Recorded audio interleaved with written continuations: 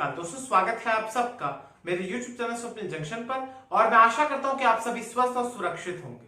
दोस्तों, खबर कैप्सूल के इस एपिसोड में मैं आपको बताऊंगा देश, दुनिया, खेल, कारोबार और अपराध जगत की उन तमाम खबरों के बारे में जिन्होंने पिछले 24 घंटों में बड़ी सुर्खियां बटोरी। तो चलिए बिना किसी देरी के शुरू करते हैं पहली खबर के साथ।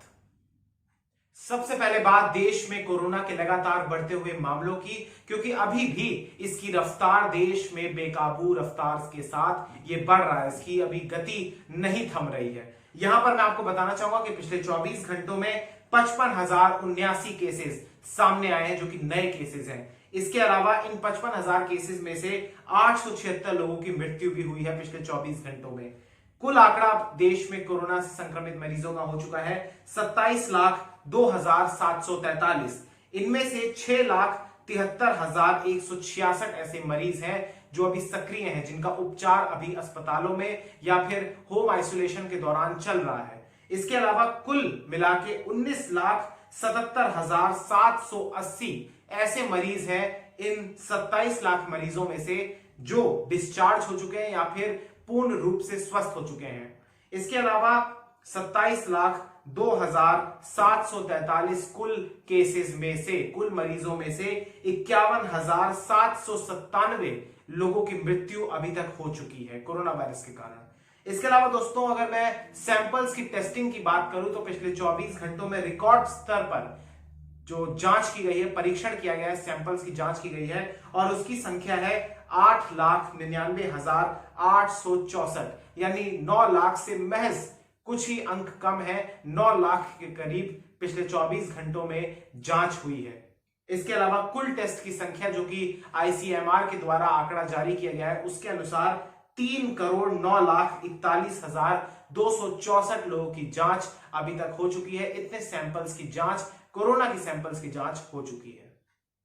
दोस्तों, आप सभी को पीएम केयर्स फंड के बारे में हमेशा से ही पता होगा और आप सबने ये सुना होगा कि पीएम केयर्स फंड को लेकर कई सारे लोग इस पर सवाल भी उठा रहे हैं और पीएम केयर्स फंड को लेकर राजनीतिक तौर पर छीटाकंशी भी हो रही है। और यहां पर दोस्तों, मैं आपको एक ऐसी खबर के बारे में बताना चाहूंगा जिसने आज सुर्खियां बटोरी, और वो है सुप्रीम कोर्ट के एक टिप्पणी की। यहां पर सर्वोच्च न्यायालय ने आज सुनवाई के बाद पीएम केयर्स फंड में जमा राशि को लेकर दायर की गई सभी याचिकाओं को खारिज कर दिया है। सुप्रीम कोर्ट ने कहा कि पीएम केयर्स फंड के पैसे को राष्ट्रीय आपदा राहत कोष में ट्रांसफर या जमा करने हेतु कोई भी आदेश सुप्रीम कोर्ट नहीं दे सकता है। इसके अलावा उन्होंने ये भी कहा कि ये मांग सही नहीं है। इसके अलावा कोर्ट ने कहा कि नए राष्ट्रीय आपदा राहत योजना की कोई आवश्यकता नहीं है, 2019 में बनी योजना ही पर्याप्त है। इसके अलावा जब यह फैसला आया, जब ये टिप्पणी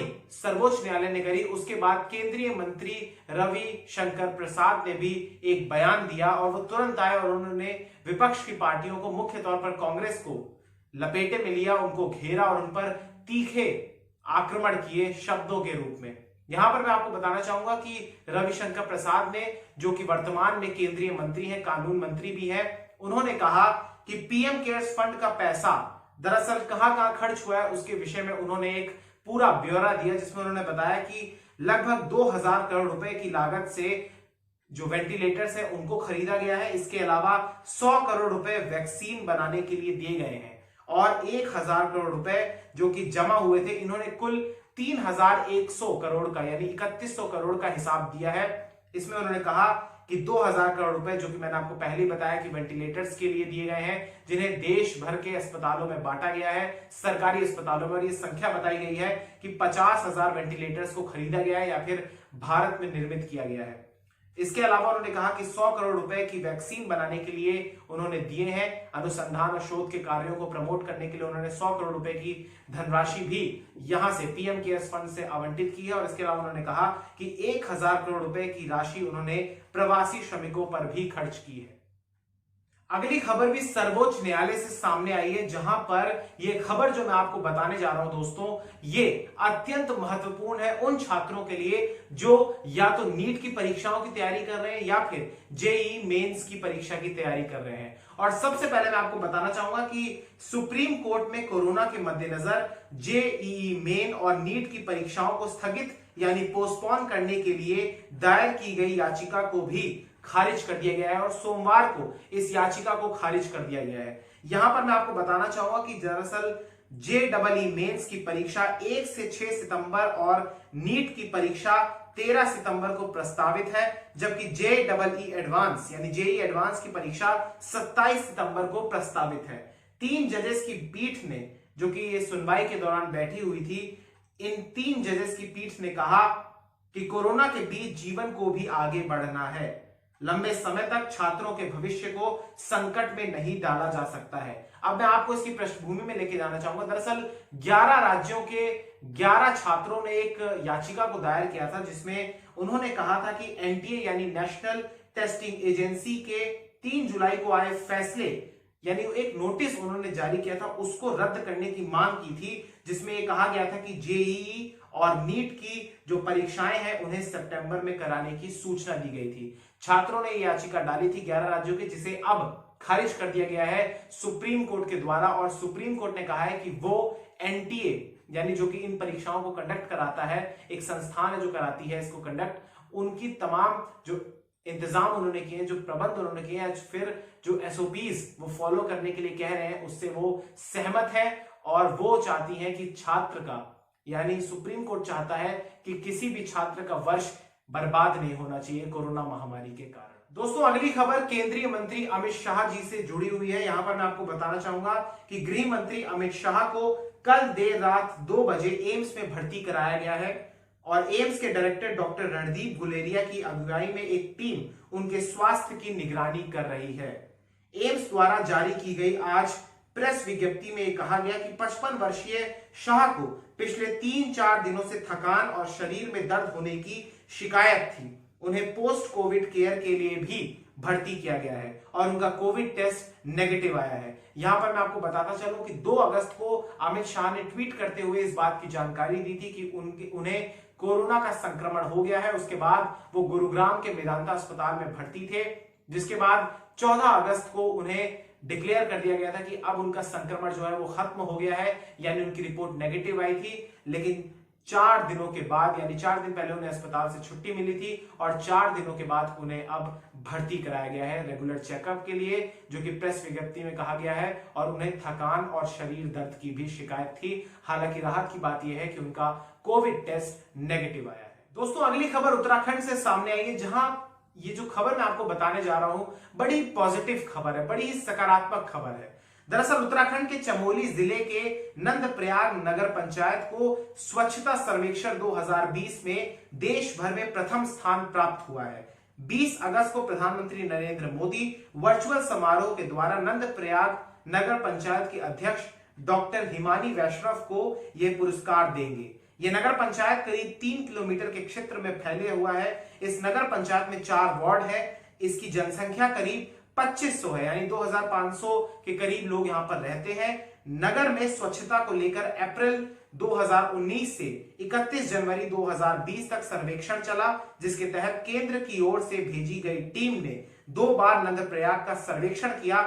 इसके अलावा 6000 लोगों का फीडबैक भी लिया गया था, प्रतिक्रिया भी ली गई थी। और आज सभी को मैं आपसे कहना चाहूंगा कि ये जो तमाम सर्वेक्षण हुआ है, इससे पूरे देश को प्रेरणा लेने की आवश्यकता है, क्योंकि नंदप्रयाग ने एक उदाहरण सेट किया है कि कैसे आप स्वच्छता को अपना सकते हैं। और जब देश स्वच्छ होगा तभी महामारी को भी हम रोक सकेंगे। बड़ा ही महत्वपूर्ण कदम होता है अपने इलाके को, अपने आसपास के इलाकों को, अपने क्षेत्रों को, अपने गांव को, अपने शहर को, अपनी कॉलोनियों को, फिर अपने राज्य को, फिर अपने देश को साफ रखें, स्वच्छ रखें। और इस छोटी सी नंदप्रयाग नाम की एक नगर पंचायत से सीख लें।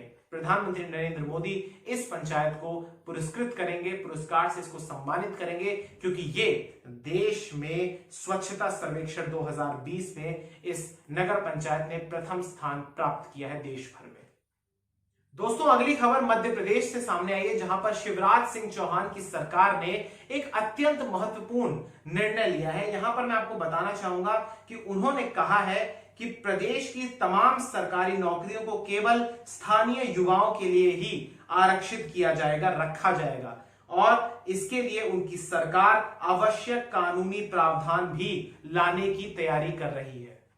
दोस्तों अगली खबर आईपीएल से जुड़ी हुई है, जहां पर मैं आपको बताना चाहूंगा कि आप सभी ने सुना होगा, आप सभी को ये बात भली भांति पता है कि आईपीएल की जो स्पॉन्सरशिप है, यानी जो आईपीएल का जो टाइटल स्पॉन्सर यानी वीवो था, जो कि एक चाइनीज कंपनी है, वो इस समय इस वर्ष के लिए, इस संस्करण के लिए आईपीएल का स्पॉन्सर नहीं है, यानी उसने खुद को इस करार से अलग कर लिया था। यहां पर मैं आपको बताना चाहूंगा कि एक बड़ी ही अच्छी खबर सामने आई है, जहां पर आईपीएल को अपना नया प्रायोजक मिल गया है, अपना मुख्य प्रायोजक, टाइटल स्पॉन्सर मुख्य नया मिल चुका है, जहां पर मैं आपको बताऊंगा कि ड्रीम 11, आप सभी ने इसका नाम सुना होगा, ड्रीम 11 ने आईपीएल की टाइटल स्पॉन्सरशिप हासिल कर ली है और ड्रीम 11 ने ये 222 करोड़ रुपए की भारी भरकम राशि देकर इन स्पॉन्सरशिप राइट्स को खरीदा है। यहां पर मैं आपको बताना चाहूंगा दोस्तों कि वीवो के साथ जो करार था, दरअसल वो 440 करोड़ रुपए का था प्रतिवर्ष, लेकिन ये राशि जिसमें इन्होंने खरीदा है 222 करोड़ रुपए, ये लगभग 218 करोड़ रुपए कम है, लेकिन फिर भी ये राशि भी भारी भरकम है। और यहां पर मैं आपको बताना चाहूंगा कि इस दौड़ में दोस्तों 3 कंपनी शामिल थे, 3 कंटेंडर्स थे, जिसमें बायजूस जो कि ऑनलाइन एजुकेशन प्लेटफॉर्म है, वहां पर उसने इस नीलामी में जो ये राइट्स खरीदे, इसमें 201 करोड़ रुपए की बोली लगाई थी। और तीसरे स्थान पर अनअकैडमी थी, जो कि एक और ऑनलाइन एजुकेशन प्लेटफॉर्म है, इसने 170 करोड़ रुपए की बोली लगाई थी और टाटा ग्रुप ने अंतिम राउंड में बोली नहीं लगाई थी। तो ये 4 कंपनियां इसमें शामिल थी, ड्रीम 11 समेत, जहां पर ड्रीम 11 ने ये दौड़ जीत ली है।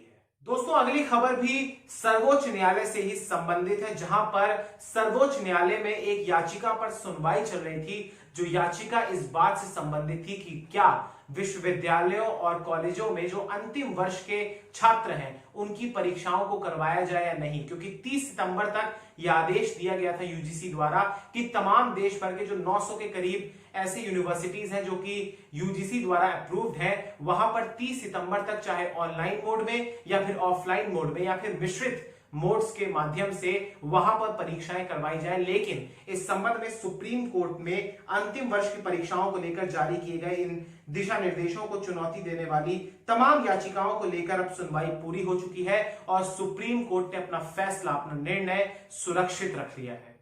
दोस्तों अंतिम खबर आपको चौंका देगी, जो कि महाराष्ट्र से सामने आई है। और मैं आपको एक बात बताना चाहूंगा कि जब से इस देश के भीतर मार्च के तीसरे सप्ताह से पूरे देश भर में कोरोना महामारी के मद्देनजर जो स्कूल्स बंद थे, उसके बाद अगर हम लोग ये सोच रहे हैं कि पूरा देश इस समय ऑनलाइन शिक्षा के माध्यम से पढ़ रहा है और किसी को कोई परेशानी नहीं है, तो आप गलत हैं। यकीन मानिए आप गलत हैं, क्योंकि यहां पर मैं आपको बताना चाहूंगा कि महाराष्ट्र के नंदुरबार जिले के धड़गांव नाम के गांव में एक शिक्षक बच्चों को पेड़ पर चढ़कर स्मार्टफोन्स के माध्यम से पढ़ाता है। और लक्ष्मण पवार नाम का ये शिक्षक, ये युवक, इन्होंने बताया कि यहाँ पर नेटवर्क की समस्या है। गांव चूंकि सुदूर इलाकों में है, तो वहां पर नेटवर्क की बहुत ज्यादा समस्या है, सिग्नल वहां पे अच्छे तरीके से नहीं पहुंचते हैं, इसीलिए वो कभी किसी पहाड़ी पर या फिर पेड़ पर चढ़कर बच्चों को पढ़ा रहे हैं। वाकई में ऐसे शिक्षकों को सलाम है, जो कि तमाम समस्याओं के कारण भी अपना धर्म निभा रहे हैं।